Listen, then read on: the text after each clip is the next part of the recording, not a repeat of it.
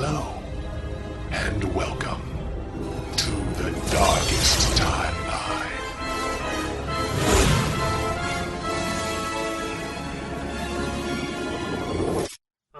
Film podcast.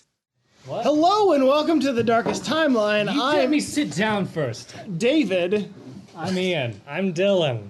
and this is the Darkest Timeline, Except it isn't. a podcast in which we watch movies that are subpar. However, today, instead, we watch a good movie about subpar superheroes. We done f***ed up. Yeah, we did that on accident. You know, We'll tell you why. even a broken clock is right twice a day. This movie kicked ass. Unless it's a 24-hour clock. And we're still once a day. Yeah, which is like, that's 1 out of 24. Mystery Men is... Well, that's just for hours. The- Well, if you're counting minutes. Yeah, I mean, that's a lot more. So, Dave, what you say? It's the Citizen Kane. No, I dare say, the Godfather of 1999. Godfather.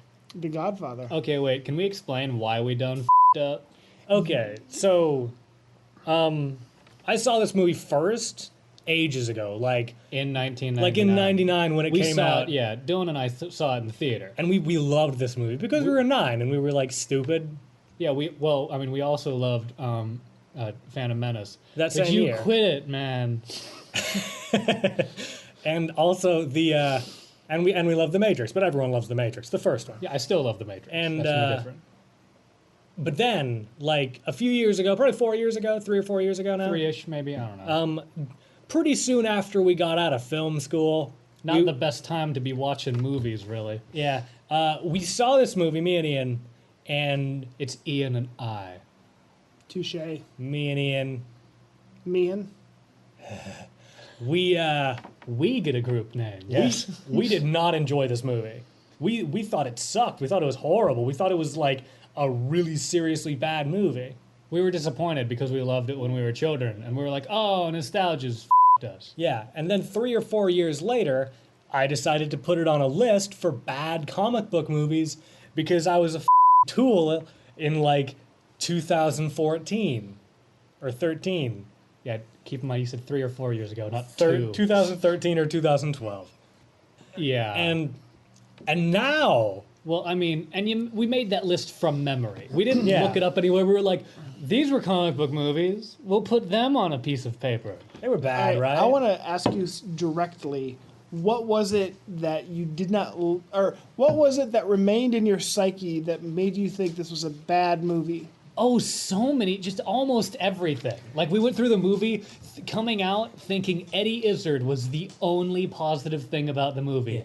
Just because we love Eddie Izzard. Well, because we had just gone through film school and we knew what good cinema was. And we'd also just seen, like, every Eddie Izzard comedy special. I think that's what brought us to watching the movie again. It was like everything that this time worked in the movie, we thought didn't the last time we watched this movie. And I think Dave hit the nail on the head earlier when he said that this movie was right on the line. Right. Let me explain what I meant by that.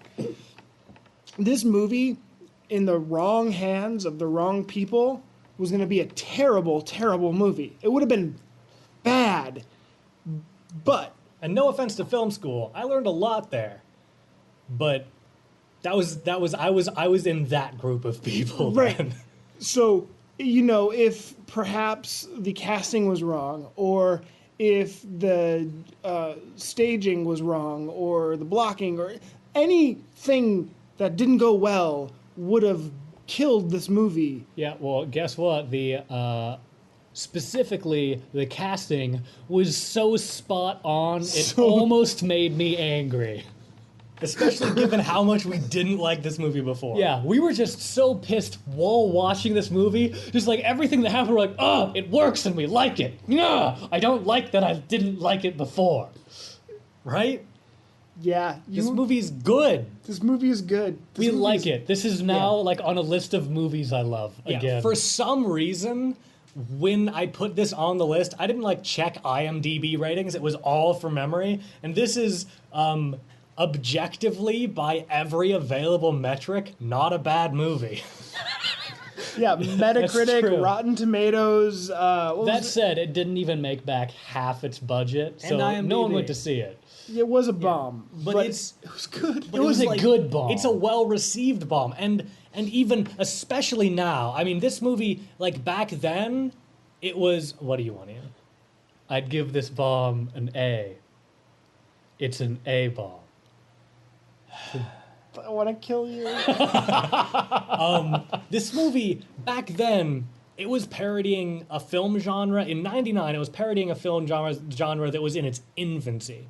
Like, I don't even, had X-Men like just come out? Maybe No, X-Men. The was first like the one following year. was in 2001. Like I 2 years believe. later. So this was parodying a genre that wasn't really a genre. Like, there had been superhero movies. There had been all those failed Batman movies and the good ones that Tim Burton did. And there had been all of the Superman movies up to that point. And, like, there had been superhero movies. And then there were also the superhero comics, which is mostly what they were lampooning. But now there is a genre of superhero movies. And this movie is so much more pertinent than it used to be. Yeah. I mean, it's even more pertinent than the last time we saw it. It's true, because there have been like more than twice as many Marvel movies released than the last time we saw it. Wow. Probably. I That don't seems know. accurate. Sure, why not? I'll hold that as fact.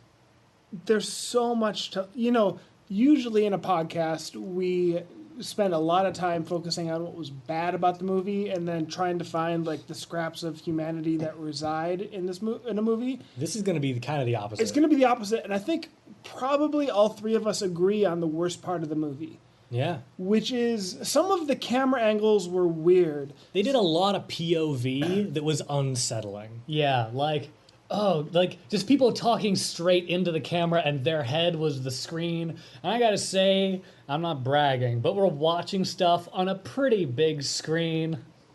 And so that was a really big head on the wall. Yeah, I mean, I can't imagine. I mean, I think I did see this in theaters, if I remember We correctly. did, we totally did.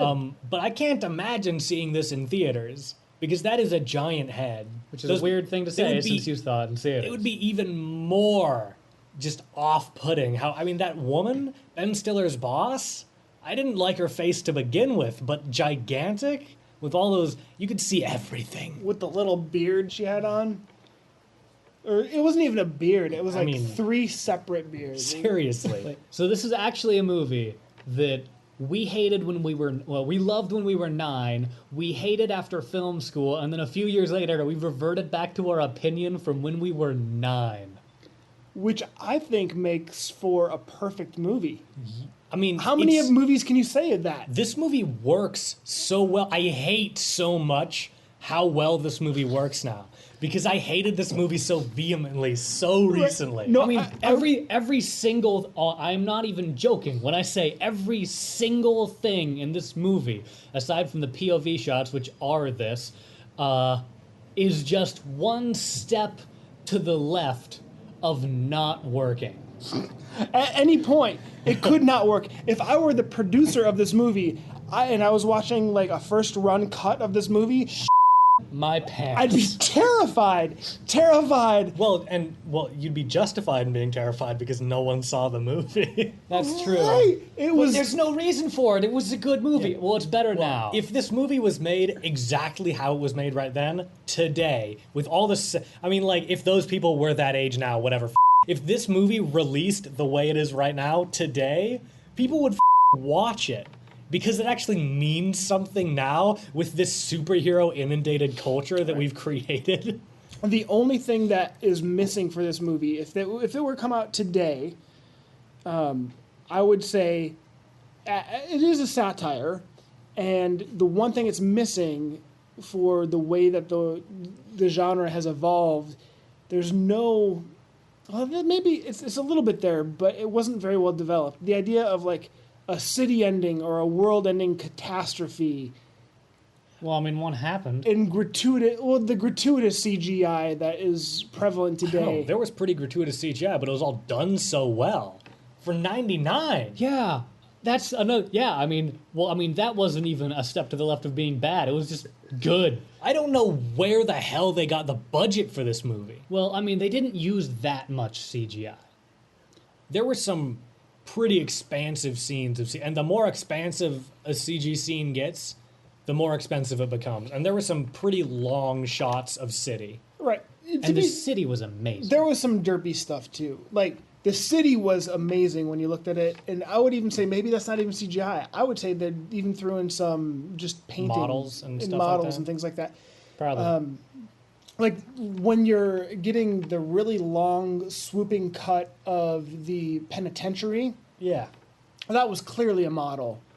Was it? Yeah. Oh yeah. Okay. But But it was good. when at the end of the movie she throws the bowling ball into the doomsday device, Yeah. and the bowling ball kind of bounces around and then Yeah. comes out and the doomsday device is destroyed. Sure. Spoiler. That didn't look great. Wait, but- spoiler for a movie that's from 17 years ago. Don't Right. date the podcast.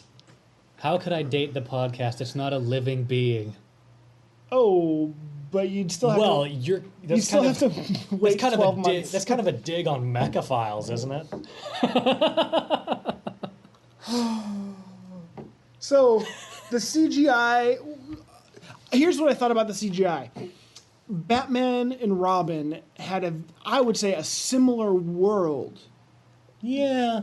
than Well- their Gotham and Champion City Well, were similar. To be fair, there were far fewer giant statues of naked dudes. Well, to be fair, they were both America meshed with a communist country. Right.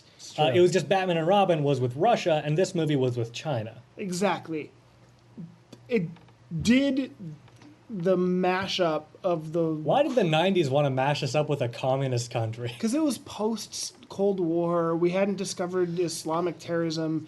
We were looking for. Just, like a talent scout went out looking for new evil. I'm not going to say you're wrong there, Oh. but the Cold War was the last big threat, and I get it. And it was bringing it back to the movie. It just looked cool. Yeah. It worked on every level, and I would say they interacted with the world better than Batman and Robin. I'm kind of skipping ahead to the comparing things, but Yeah. I'm just going to do it anyway. we're just going to bounce around because we Yeah. don't know what we're doing because it was a good movie. Right. And the other thing that I loved about this movie, Was Eddie Izzard? no, that was great too. There's so much to love about this movie. But in Batman and Robin, there were like 6 or 7 galas, and they were all so boring. This only had one gala, and it was reserved for people over the age of 80. Yeah. That was a weird. It was clearly like a retirement home ball. Yeah, it was a retirement home ball where like they were doing choreographed dancing where around the circle are people in their wheelchair, or not their wheelchairs, their power power chairs? scooters. Power scooters, yeah. And then everyone inside was doing dancing like it almost looked like synchronized swimming except without the water. It was beautiful. It was so and good. then there were the 3 singers, except the middle singer was like a middle-aged woman that snuck in. Right. She was the youngest. Well, I mean, she might not have been that young. She was Asian. You don't know. I would go so far to say as if I met her on the street, I'd say, "Hey, what's up?" So you wouldn't say, "Hey, what's up" to an old person? You rude bastard. No, I'd be like, "Hey, what's up?" Which is different than "Hi, how are you doing?" I said, "Hey, what's up" to everyone. You are a floozy. No, we're from California. Yeah, I call my mom and my sister dude. Yeah, that's definitely happened. Not saying that everyone in California does that. Let's just go back to the gala for a second.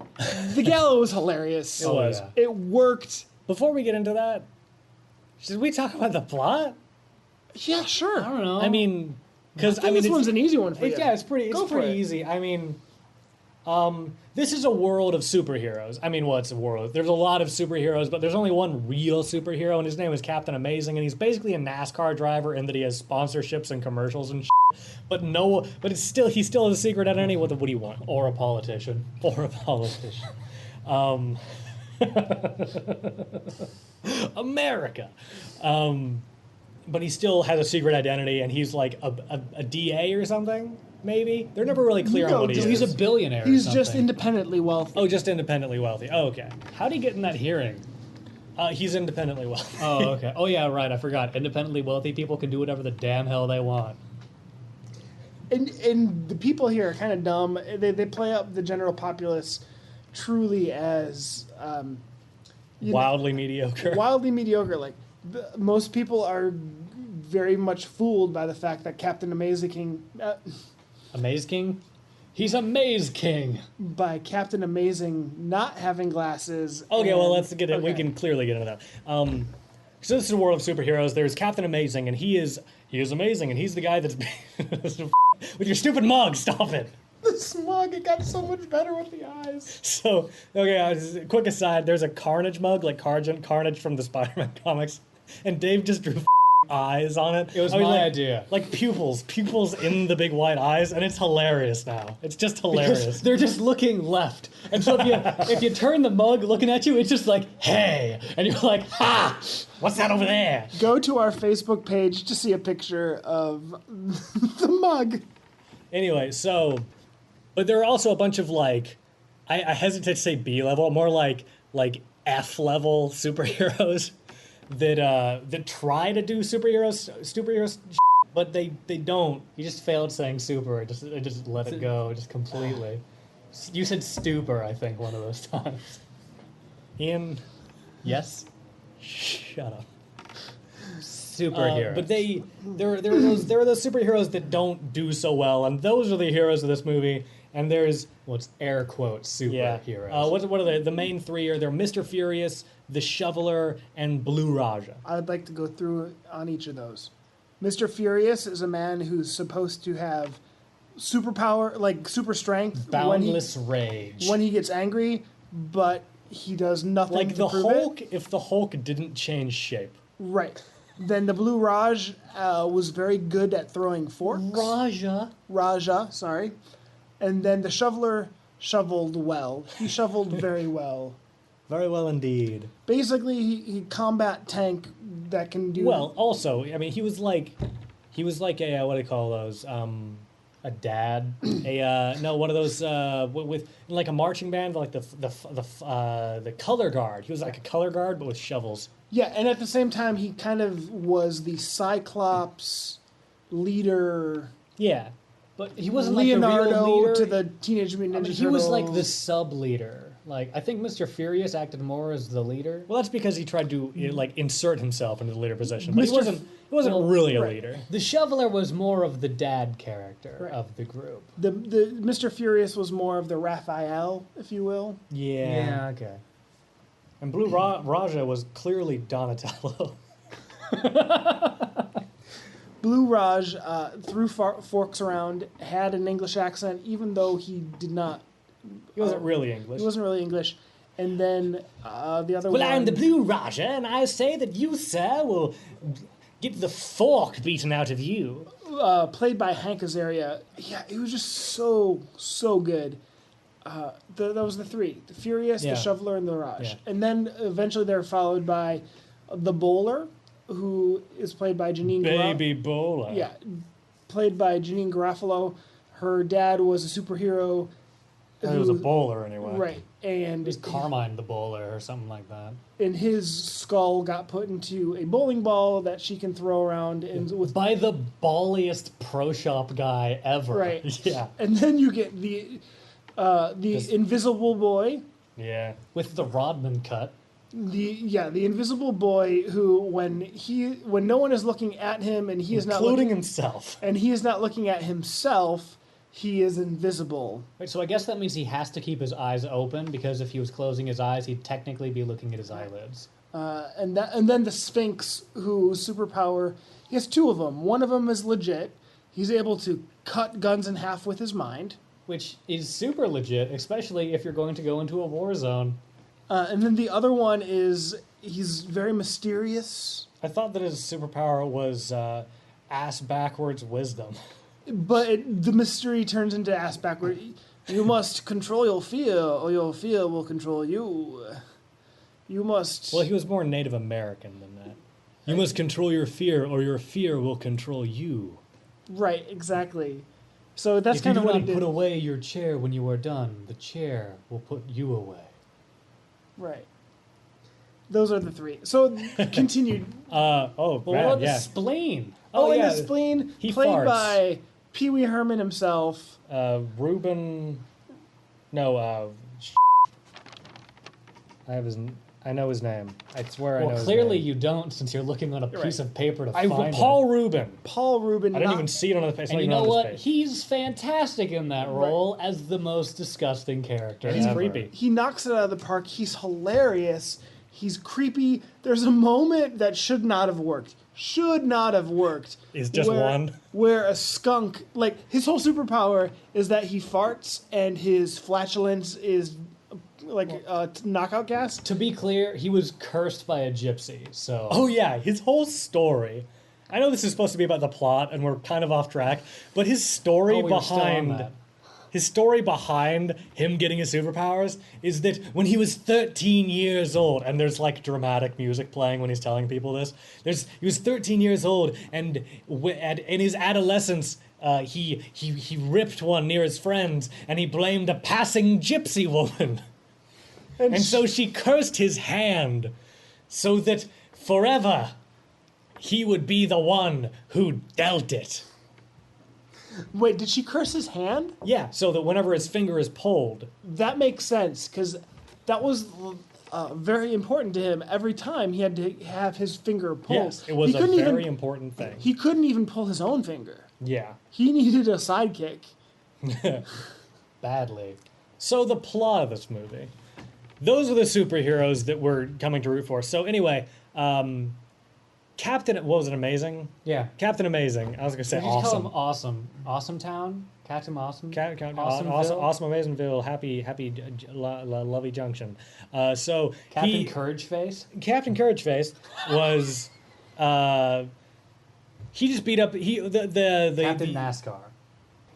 beat up the guys that were robbing the old people gala, the retirement home gala that we talked about earlier, and he thought that was kind of an embarrassing thing. But there are no more supervillains because he is such a good superhero. And Jesus wept, for there were no more worlds to conquer. I don't think that's how the verse went. So the That's the Bible I read. That's a direct quote from... Yeah, that's verse 1. No, that's from Community season Yahoo. oh, is it? Oh, you need to watch that. I have. Oh, I have. I just didn't remember that. No, when he gets plugged into the virtual reality machine, Oh, right. and he keeps going, and Jesus wept. Oh, Oh, yeah. right. And the first thing he says is, and Jesus wept, for there were no more worlds to conquer. Anyway, so the I think we got off track there. we might have. So I feel like I've been talking about the plot for like 15 minutes. So You probably have. You can continue. It's fine. I'm sure I can. He needs villains, and so he decides to break, or he decides to. What do you want? He needs villains to keep his sponsorship deals. Yeah, he just lost Pepsi, and that's a big deal. I mean, we all know how big Pepsi is. Pepsi with Chinese lettering. Yeah. Well, you know, in this world. Sorry, put it away. Turn it away from us. I can't deal. I love it. So he needs he needs to do like villain fights to keep his sponsorship deals, or he's never gonna like make all the money because he's a billionaire. He needs to make money to stay that way because he uses a lot of that, and he decides to, as his alter ego of Lance Just Lance. Armstrong. I No, don't no, know. no. It's you Just never get a Lance. last name. Lance the billionaire. Lance the billionaire. Lance No, the you billionaire. totally get a last name.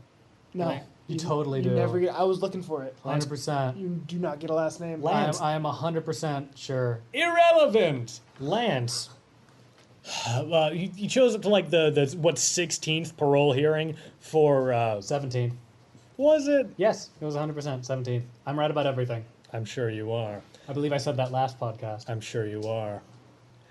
What 16th or 17th parole hearing for Frankenstein Casanova or Casanova Frankenstein. Casanova Frankenstein, and he Lance reads a letter from Captain Amazing that says that we need to like turn over a new leaf on the new millennium and let this man free because he's paid his debt to society or whatever. And so he gets out, and then he kidnaps Captain Amazing pretty much immediately. and the F-rank superheroes figure that out, and they try and go save him. I mean, I'm skipping a lot. They hire a bunch of other people, and whatever. They hire a bunch of other heroes. They're the other guys, and they hold tryouts, and there's a bunch of lame superheroes like Dane Cook that show up, and they get their crew together, and they go and try to rescue him. They end up killing Captain Amazing, and then they get in a big old fight with like new weapons they get from this dude Heller, who is way into non-lethal weapons, with the bad guys, and they win eventually. And Mr. Furious finally actually shows his furious rage, and they destroy the machine with the head of the bowler, and they win. And they can't decide on a name, and the news reporter calls them the Mysterious Men. Mystery Men. The Mysterious Men. The Mystery Men, yeah. And that's the plot, sure. Why not? You skipped a lot, but that's fine. Yeah, it is. Yeah, it is. So I looked onto IMDb. Yep. Greg Kinnear plays Captain Amazing. Yes, he does. His alter ego is cited as Lance. Screw you, Ian. They totally have a last name in there, man. I will watch the movie again to find it. I would watch this movie again. You, Ian. I would watch this movie again for fun. Because I enjoyed it. God, I hated that I enjoyed this movie. Okay, I wanna tap into that again. Lean in. Could you channel your 2014 self and talk to us about like the like 2012, 13. Okay, 12, 13. I don't know. It was everything that was like kind of campy about this movie. I just didn't like them. I feel also... Which is, to be fair, the movie. Yeah, okay. Also, being fair, what we're doing now for like, 18, 19 weeks, we've been watching god-awful movies. Yeah. That all are in like, maybe like a 30 Metascore. And we're very used to that. And suddenly this comes along. And it's good. And it's so much better than those. But before that, 3-4 years ago, we were not watching bad movies. We were only watching good movies. Yeah. And we're watching like the King's Speech and shit. This movie is not the King's Speech. But it has Captain Barbossa as well. As Frankenstein Casanova. Yeah, Casanova Frankenstein. Yeah, he was good. Well, he was just saying it as if it was on like a DMV thing with a comma. Shut up. Every single person in this movie was spot on. Every single person. And speaking of every single person, Ben Stiller is dashing in this movie. It's like weird. Yeah, Wake me up. 1999 Ben Stiller was like he was like a teen heartthrob probably. Yeah, right? I mean, he wasn't, but he could have been. He was like an attractive man. Yeah, he was good looking. Yeah. Period. Every single character in this movie, or every single actor in this movie, sold the hell out of what they were given. Exactly. And there was like the Blue Raja. There was this moment that I remember I thought was so stupid in 2013 or 14, whenever that was. 12, 13. Doesn't matter. When he finally admits to his mother that he's a superhero, and that he like uses the British accent and he throws silverware at people, and she like totally accepts that and gives him his great-great-great-grandmother's silverware to use in battle. And I was just like, I was like almost in tears because it was like actually a touching character moment. And like right at the beginning of the third act, there were like 24 like really good character moments back to back. Just right before they go to the main fight. And they all work so well, and they're good, and they're paid off. And I understand why I didn't like this movie back then, but it's unfathomable that I didn't, you know? And you just didn't like it because it was too campy. It was too campy. It was not like the things that I had been taught was really good. Okay. You know? Like we said, it is so close to not working that a film student can look at it and think it doesn't work. Yeah, I mean, I would put it right now, in the same like headspace as Deadpool. Yes, Definitely. absolutely. Spiritual brothers. Yeah, Kind of. yeah. But this movie was before superhero movies like really took off as like the overwhelming genre they have become. Yeah, I mean, like, X-Men was like the genre defining one.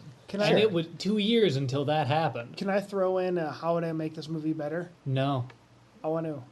Right now? Could you write it down? No, I want to do it right now. Go for it.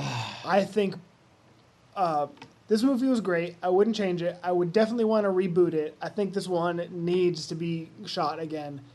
And I would It would actually matter now. It would matter now. And But I also, now they wouldn't do it right. No, they wouldn't. But I would put in Deadpool. Deadpool 100% That doesn't make any sense. He never makes sense. That's his point. I would put Deadpool 2 is a remake of Mystery Men where he gets to be one of them. I'll take it. Wait, but Yes! he actually has a superpower and is effective. He will make sure everyone knows that.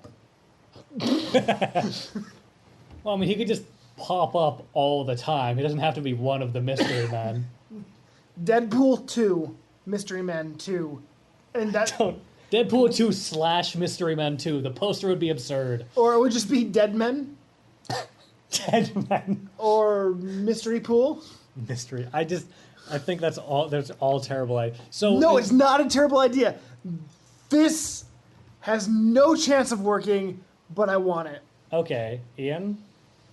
Seeing as we're on the topic, how would you fix this? Well, man, I didn't even know we were really on the topic Welcome yet. to the topic. Oh, hey, hi, topic. How you doing? Don't. You're read looking it. pretty hot, topic. Don't just. Could you? Be cool, man. You're scaring Topic off. Just like Ben Stiller was scaring Monica was scaring and she was Who David flipped on completely during I did. I made a 180. Absolutely. Well, I mean, he had a good, like, during the movie, he had a good 5.5 minute speech about why she wasn't real life good looking. Like, she was okay for cameras, but if you met her in real life, you'd be like, ew. And then later, he was just like, God, she's beautiful.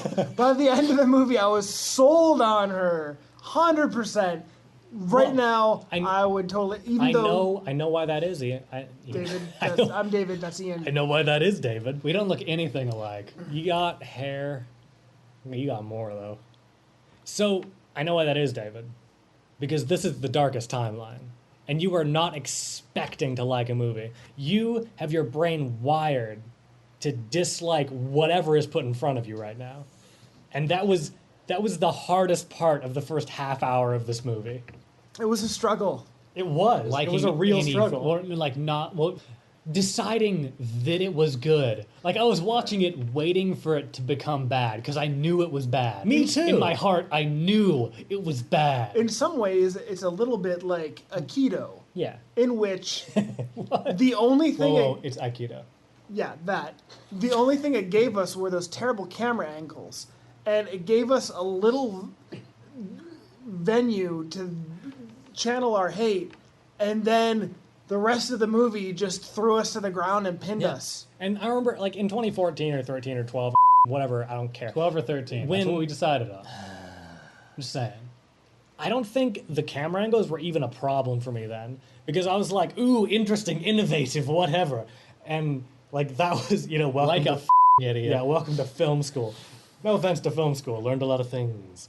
So, Ian, how would you fix this movie? I wouldn't. It's perfect. I'd put in less POV shots. That's maybe it. You wouldn't put in Deadpool? No, I wouldn't do anything. It's amazing.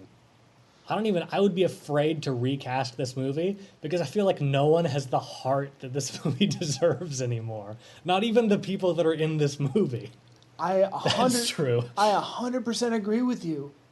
Like, Movies like this don't get to be made. You couldn't make a Mystery Men 2 with these people because they are all, like, dead inside, at least a little bit now.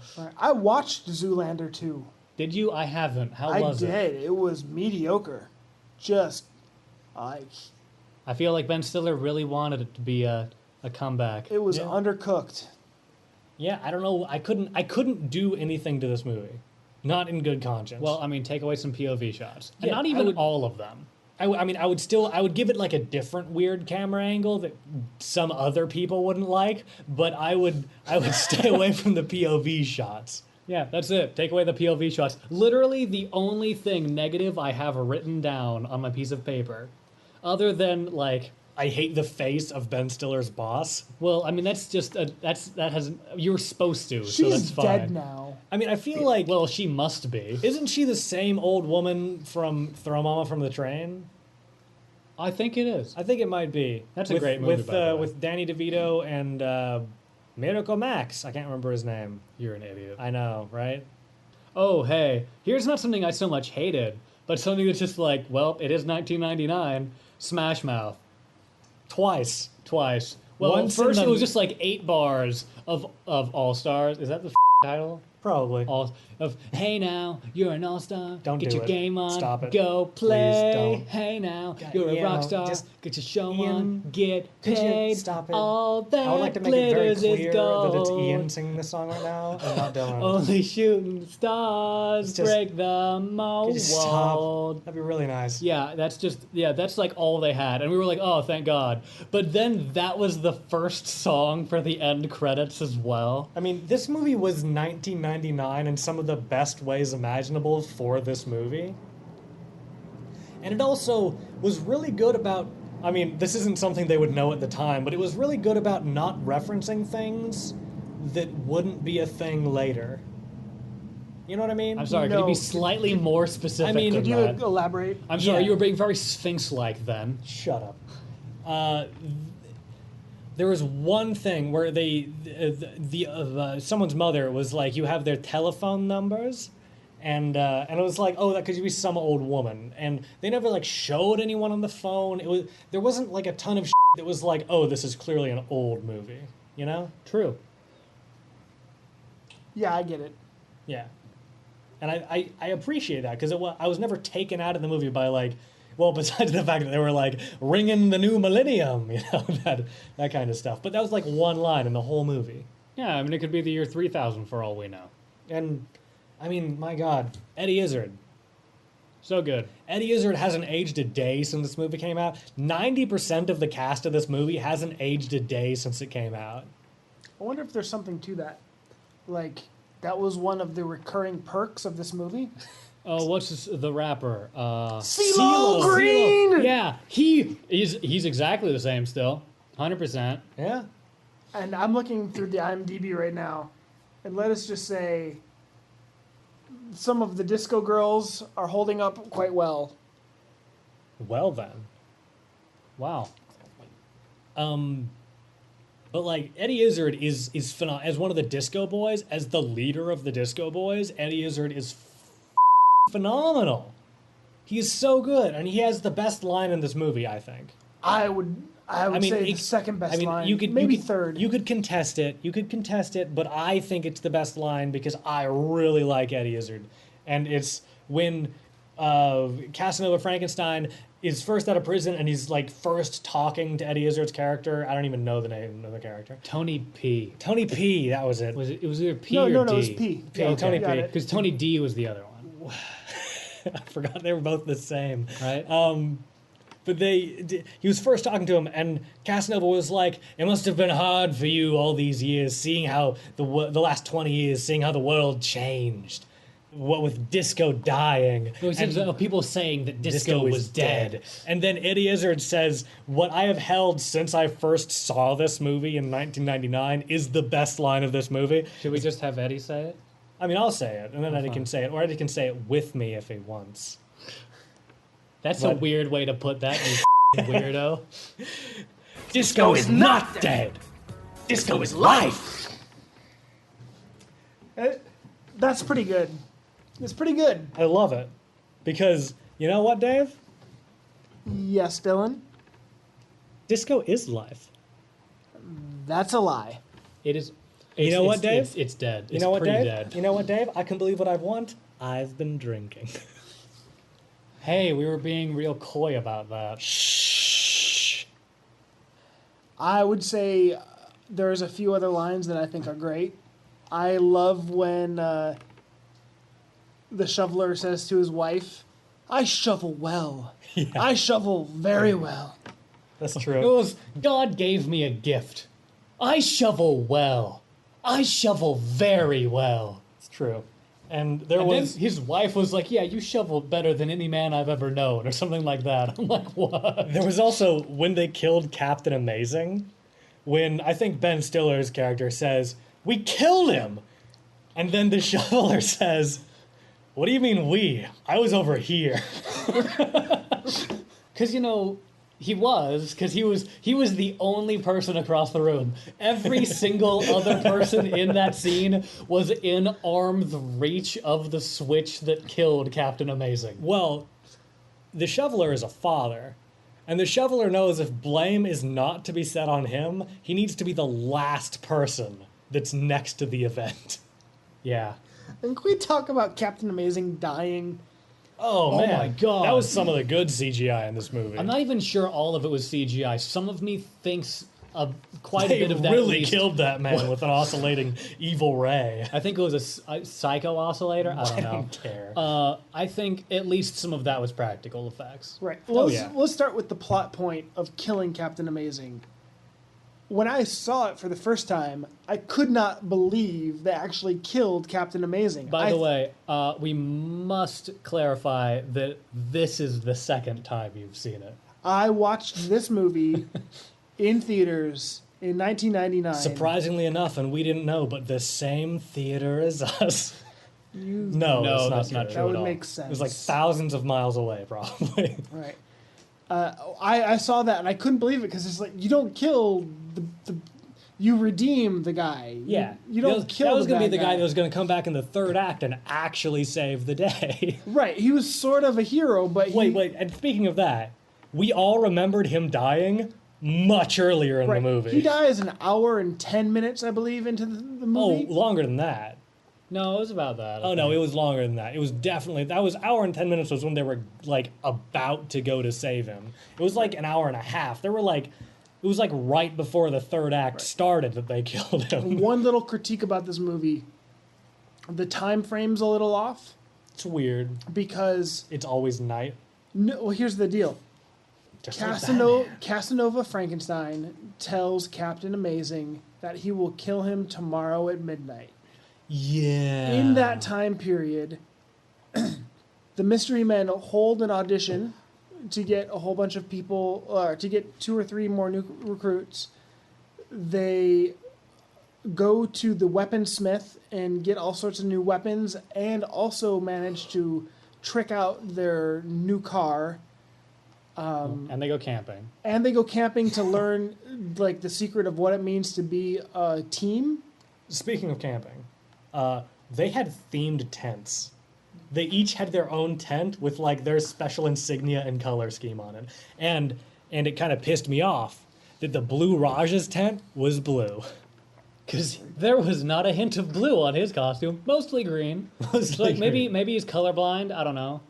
I get the fact that there's not a lot of thought put behind that other than it wouldn't it be funny if a person was named Blue Raja. And, Well, they had an argument about that. right, and they have an argument about it, but my mind is still turning. Why did he name himself Blue Raja? I mean, they have so many arguments in this movie that are about superhero Well, tropes. I'm gonna have to say They're the so reason good. he decided to call himself Blue Raja, but then he was like dead set on that name, but then his mom didn't have any blue drapes.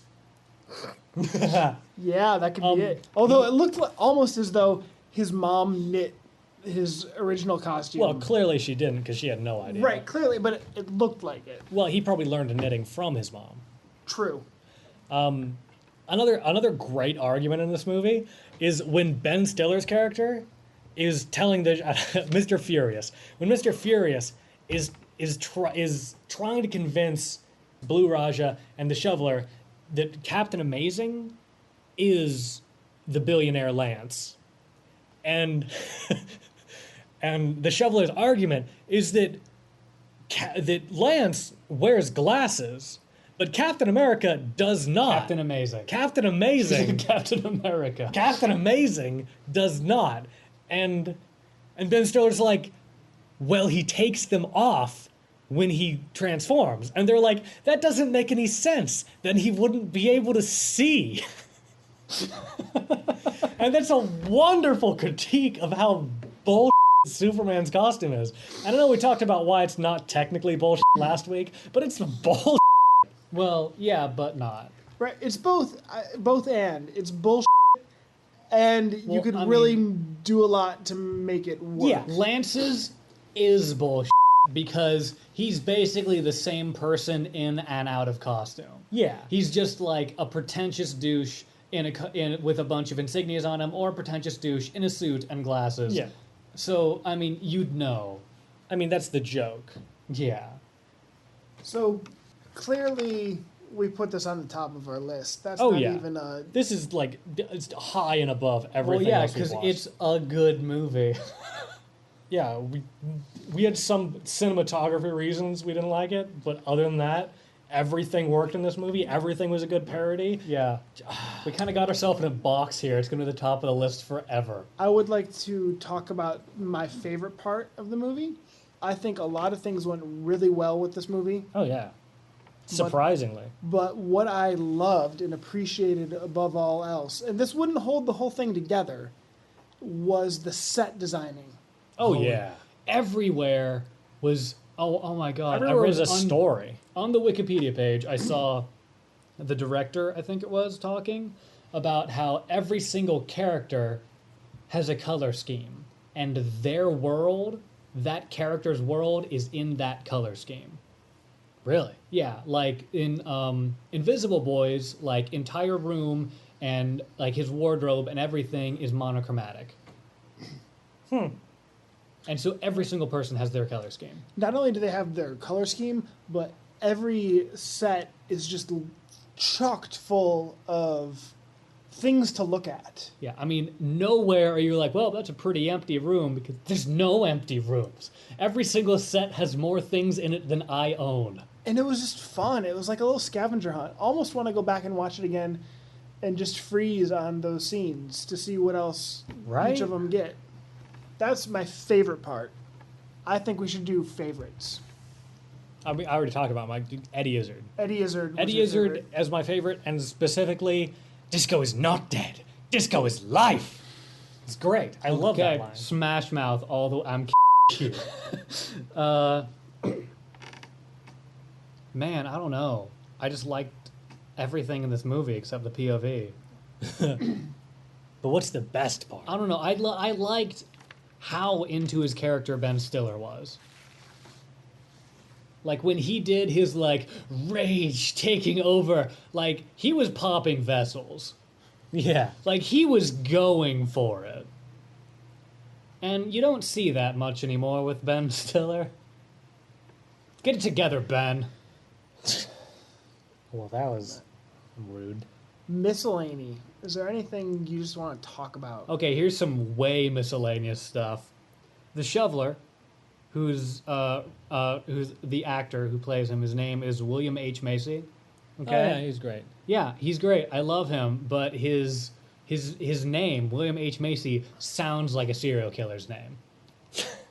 I'm just gonna say that. Like when I first read it, Great. whenever it went back, I was like, William H. Macy, didn't he kill someone? Just Yeah. because that sounds like a serial killer's name. I'm pretty sure it was JFK. Great miscellaneous topic, Ian. You're Beautiful. welcome. At least I'm not talking about like body palaces or anything. Oh, I was gonna say about the what's her face, the bowler's daughter, baby bowler, Uh-huh. the Carmine's daughter, whatever. What's their name? She is. Do you remember her name, Dave? The actress. Oh, Janine Garofalo. Janine Garofalo. Dave's on the other side of the room. Dave's making a lot of noise on the other side of the room. She is so punk, with her eyeliner and her like streak of green hair and her sleeves that are cut in a certain way so you can see her tattoos. Yeah. She is so 90s punk. And her punk boots. And her punk boots, everything. She is so, like, Daddy died at a young age, and I've been trying to get over that for a while, but I don't need that. You know? Whatever. I don't. I thought she was great. I really. Oh yeah, everything was great. Every I character hate- was spot on. I hate that everything was great in this movie. You know what? because it means I was wrong for years. Okay, also, Michael Bay was in this movie. He was part of a themed gang that was the... Themed gangs are the rage in this movie. Let's Can we pause the Michael Bay thing for a second Okay. and just say themed gangs? They tried it in Batman and Robin. I love themed gangs. Did not work well with the Mozarts. I thought it was a valiant Yeah. attempt. But this Didn't movie work. went all out with everything because this movie was a parody of everything, but mostly superheroes tied with everything. Yeah, but it was a parody of stuff that didn't even a lot of stuff that didn't even exist yet. It was crazy. But like there were my favorite gang was Big Tobacco. No, that was just the leader's name. Was it? Yeah. No, his name was Big Tobacco. His name was Big Really? Tobacco. The gang was called the Suits. Was it? Yeah. I love it. And Big Tobacco was the leader, and he was smoking a huge Yeah. cigar. And then there were the disco boys and the frat boys and the furries, which were a bunch of chicks that wore tight clothing and acted like cats. Right. I think So, Michael Bay. he was one of the frat boys who were on permanent probation for lethal hazing practices or something Yeah. like that. High five, bro. Yeah, Yeah. and then they he were has one. such frat boys. He has one line to himself in the movie, and he says, "Can we bring some brewskis?" Because when they're going to a meeting or something. Yeah, they're going to. And can we bring the brewskis? And Casanova's like, "Yeah." And I And they're feel all just like, like, yeah. And you know what? Michael Bay did that line perfectly. yeah, and I feel like that line and his character in that movie perfectly exemplifies his directing career. Yeah. Also, yeah, I agree. I would say I would agree with that, and for me, it exemplified his directing career in that he did not look like he was in college at all. Right? He was not. Yeah. I mean, well, one more thing miscellaneous that I really liked when Mr. Furious and the Shoveler and Blue Raja were when the Disco Boys first confronted them, and they were making fun of the Disco Boys for not having a theme, and they're like laughing at the Disco They didn't Boys. have themed weapons. They didn't have themed weapons, but they were laughing at the Disco Boys while the Disco Boys are pulling out guns and knives and like every evil gang thing to kill you with. Oh, what do guns have to do with the disco? Disco. I was like, Pipe, what is he, a disco plumber? Yeah, I mean, they were, and then they get the holy shit beaten out of them.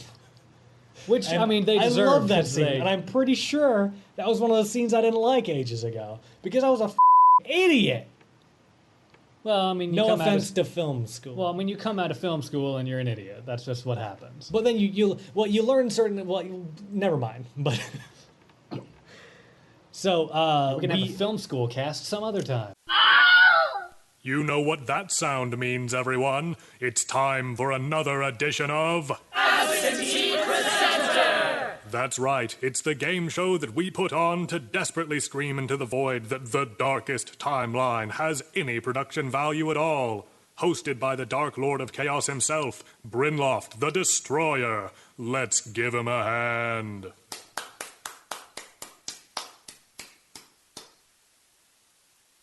Okay, settle down now. That's quite enough of that. Hello and welcome, everyone.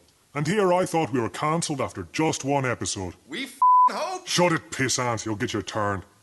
Today's contestant is Brett. Go on and tell us a little bit about yourself, Brett. Oh, well, my name is Brett, And you're human. Everything beyond that strictly classified. So the movie in question this week is 1999's Mystery Men. Your first question. What was your favourite part of the movie? So some of my favorite parts. You mean part, singular. One of my favorite things about this movie is it reminds me of The Tick, the comic or the cartoon series, which I loved.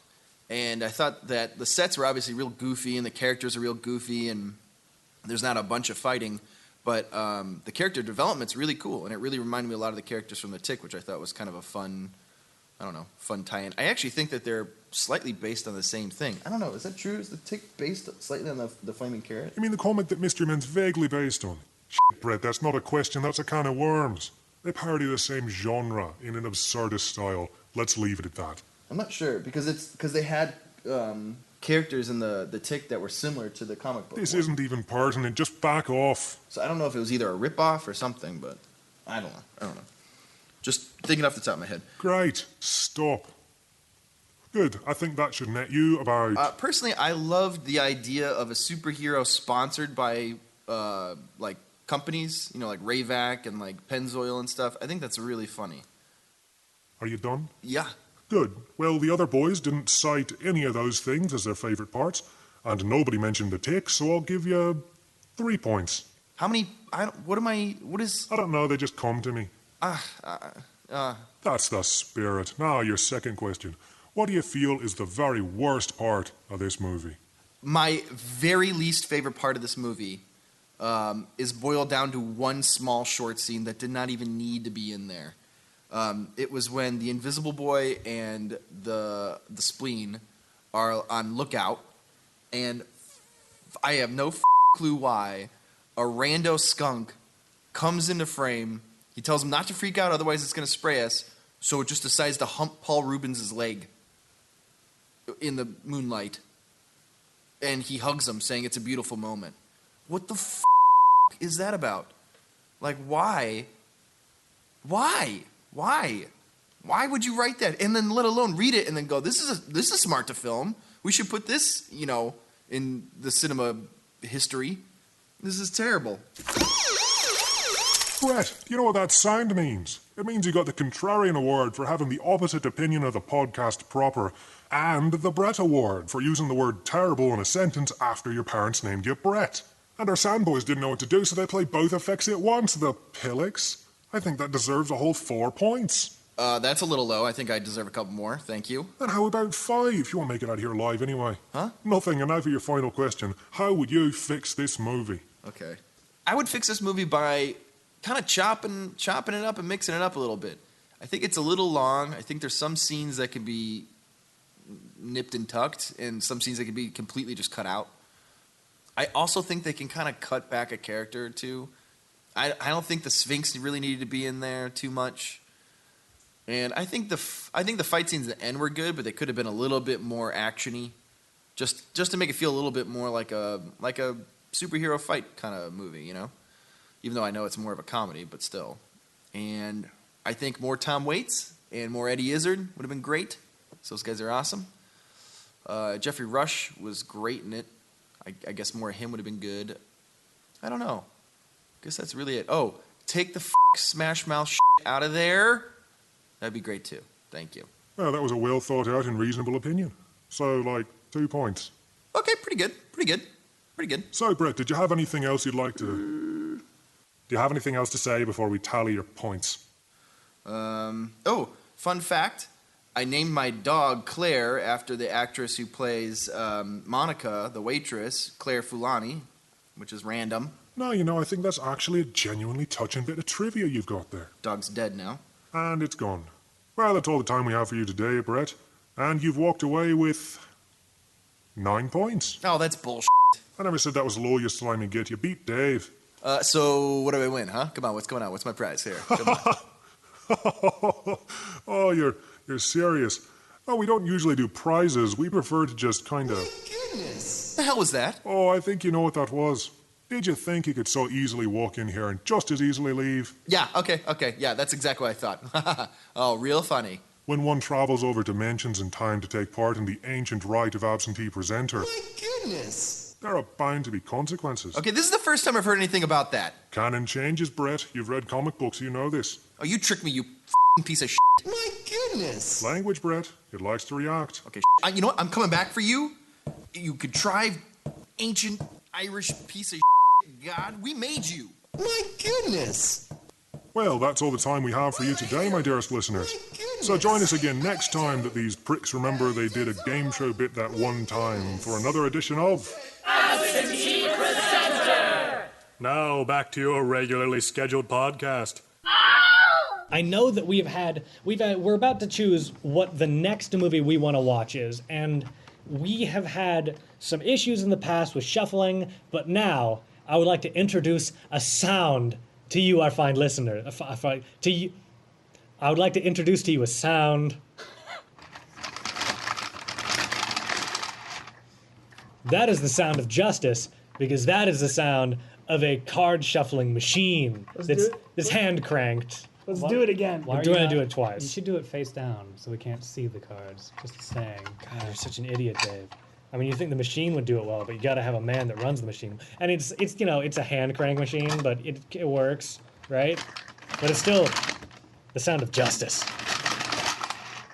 It's perfect. It works so well. It shuffles better than any of us could because we're not card sharks, Yeah, that's true. as far as we know. And What are you picking? I will be picking R.I.P.D. again because I think it's high time we watch a bad movie. I will be picking Ninja Turtles 3, Turtles in Time. Because Dave doesn't want to watch it? Yes. I am picking Swamp Thing 2. Really? I thought we were going to create a voting block for R.I.P.D. R.I.P.D. is tempting. It is. But Swamp Thing 2 is trash. It is a temptress, that R.I.P.D. Right. I will be happy if your R.I.P.D. knocks off.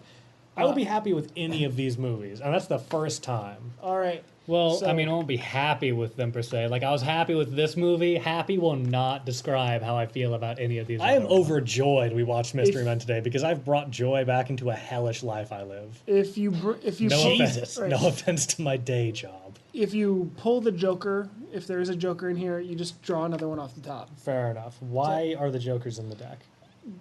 Laziness. Sort them out the first time. We're too lazy. We don't for need a that. rule for All that right. if we just sort them out. So who wants to go first? Well, you already looked at your card, so I think you should. I'm a queen. Holy shit. No, you we're got to gonna say who watch. the Bond girl Oh, is. I sorry. don't know why, but we started that the first time, so might as well continue. Her name is Solitaire. It's ironic that she's on a playing card. She's played by Jane Seymour in the 1973 sleeper hit Live and Let Die. Why do you call everything a sleeper hit? It's because it's descriptive. It's not descriptive, just everything is described that way. Queen of Diamonds. Yeah, so you basically win. That's just Maybe. probably. There is a small chance that we win, Ian. 2 cards. There are 2 cards we could pick. Well, 8. There are 4 suits, Ian. Oh, yeah, but I mean, 2 different cards. You know what I meant. You know, Just- if someone else picks a queen, I say it's a redraw. We don't. Oh, I go, love it. We don't go on Definitely. like superiority of suits here. But we're going to be watching Well, we could coin flip. Swamp Thing 2, which is a god-awful movie. I don't think I've ever actually seen it. All right, Ian, what do you got? No, we have. We have? Okay. It's been ages. We saw it when we were kids. Okay, I've got You don't win, do you? Solage. I feel like that's like, Yeah, that's a 2 That- if I ever heard one. I don't know, that's like, I don't know, that sounds like industrial waste. She was played by Katrina Marino in 2006's Casino Royale. Oh, her. And it's a 8. It's an 8. You should have said that first. I forgot. All right, does ROPD? No, maybe. No, you win it. But we got Sylvia Trench. Jesus, what's with these? Is she like, yeah, her stage name is Granite on the strip floor. Yeah.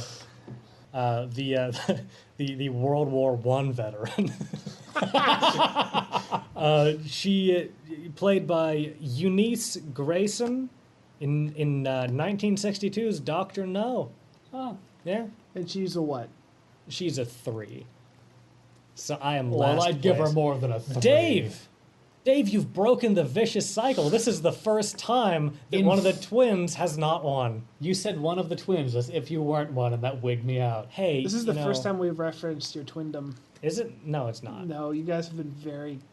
If anyone heard our voices, they would kind of figure. I'm just saying. I have a hard time editing our voices because they're so similar. Yeah, it's such a difficult road for him to All right, Swamp Thing. To You make my heart sing. No, don't even. you, You make make everything groovy. Oozy. What? Oozy? Oozy. Fine. Because it's a Like swamp. the gun Right. that shoots muck. So I guess we're done. This Yeah. has been the darkest timeline. This has been the lightest timeline. This has been the lightest episode of the darkest timeline Don't forget to rate and subscribe. on iTunes and Google Play. And we are in there. You can be found on DTLPodcast.com, hashtag DTLPodcast on Twitter, or at DTLPodcast on Twitter, whatever. Hashtag glad. Also, That's- you can find us there. That's no. You'll find some plastic bags there and one tweet we made there. Other than that, Yeah, I mean, give us a shout. Ask us a question. Have we checked the Twitter lately?